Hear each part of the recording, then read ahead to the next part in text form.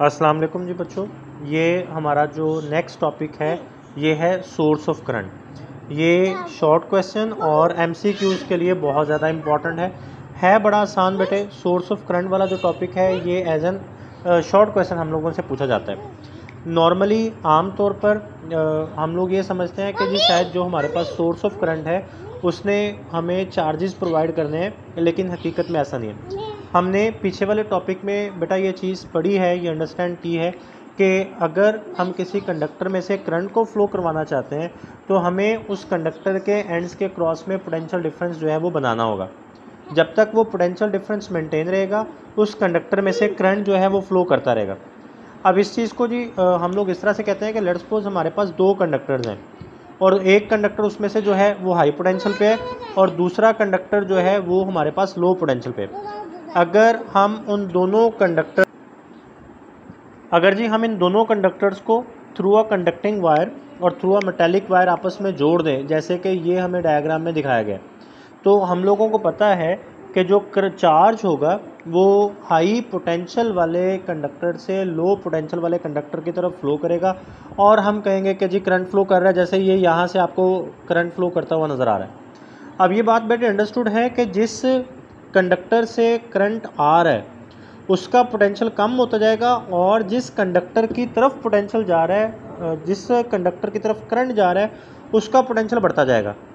तो ये मतलब करंट फ्लो कर रहा है और ये करंट तब तक फ्लो करता रहेगा जब तक दोनों कंडक्टर सेम पोटेंशियल पे नहीं आ जाते।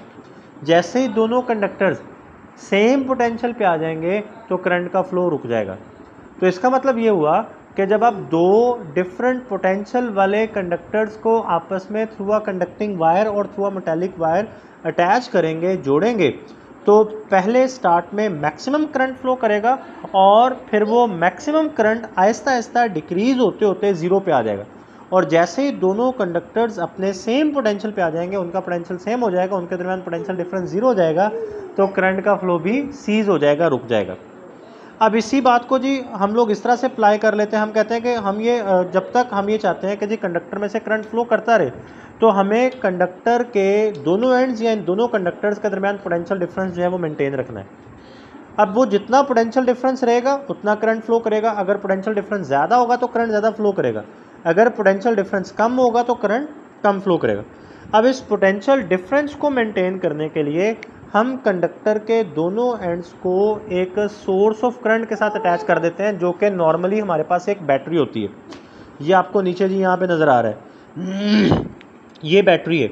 अब ये कंडक्टर है, अब इसका एक एंड मैंने कंडक्टर के एक तरफ लगा दिया, दूसरा एंड मैंने दूसरी तरफ लगा दिया। ये है मेरा सोर्स ऑफ करंट। ये सोर्स ऑफ करंट क्या करेगा, इस कंडक्टर के दोनों एंड्स के क्रॉस एक कांस्टेंट पोटेंशियल डिफरेंस मेंटेन किए रखेगा और जब तक वो कांस्टेंट पोटेंशियल डिफरेंस रहेगा इस कंडक्टर में से करंट फ्लो करता रहेगा।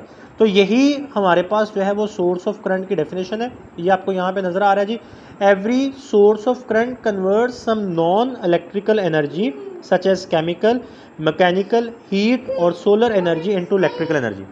तो आप इसको इस तरह से भी डिफाइन कर सकते हैं जी कि जो हमारे पास सोर्स ऑफ करंट है इसको हम इस तरह से डिफाइन कर सकते हैं जी कि अ डिवाइस विच कन्वर्ट्स और a source which converts non-electrical form of energy into electrical energy is called source of current। मैं फिर से बात को रिपीट कर रहा हूँ, हम source of current को इस तरह से डिफाइन कर सकते हैं, a device which converts some non-electrical form of energy into electrical form of energy is called source of current। अब बेटे जो नॉन इलेक्ट्रिकल एनर्जी है वो चार तरह की हो सकती है, केमिकल हो सकती है, मैकेनिकल हो सकती है, हीट एनर्जी हो सकती है या सोलर एनर्जी हो सकती है। तो इसका मतलब हमारे पास चार तरह के जो सोर्सेज ऑफ करंट है उनका जिक्र मौजूद है। सबसे पहले देखें सेल्स, प्राइमरी एंड सेकेंडरी। जो सेकेंडरी सेल्स हैं जी ये रिचार्जेबल होते हैं, इन्हें हम चार्ज करके दोबारा इस्तेमाल कर सकते हैं, जैसे हमारे मोबाइल की बैटरीज हैं।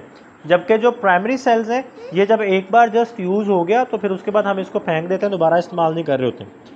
सेल्स हम लोग जानते हैं, आप लोगों ने पढ़ा हुआ है कि ये केमिकल एनर्जी को इलेक्ट्रिकल एनर्जी में कन्वर्ट कर रहे होते हैं। ये चारों पॉइंट्स बहुत इंपॉर्टेंट हैं for the MCQs. Electric generators, generator के अंदर लगी होती है जी एक कॉइल जो कि मैग्नेटिक फील्ड में रोटेट करती है और उस कॉइल की रोटेशन से मैकेनिकल एनर्जी इलेक्ट्रिकल एनर्जी में कन्वर्ट हो रही होती है तो हम कहते हैं कि जो इलेक्ट्रिक जनरेटर है वो मैकेनिकल एनर्जी को इलेक्ट्रिकल एनर्जी में कन्वर्ट करता है। तीसरे नंबर पे है जी थर्मोकपल्स। थर्मोकपल्स ने टेम्परेचर को सेंस करना होता है, हीट को सेंस करना होता है, और वो थर्मोकपल जो है वो हीट एनर्जी को इलेक्ट्रिकल एनर्जी में कन्वर्ट करती है। सोलर सेल से हम सारे वाकिफ़ हैं। सोलर सेल या सोलर पैनल ये बेटे सनलाइट को डायरेक्टली इलेक्ट्रिकल एनर्जी में कन्वर्ट कर रहा होता है। इनकी डिटेल्स हम लोग आगे इंशाल्लाह पढ़ेंगे, पूरे चैप्टर्स आएंगे इनके ऊपर। अभी फ़िलहाल आपने जस्ट ये चारों पॉइंट्स अपने जहन में रखने हैं।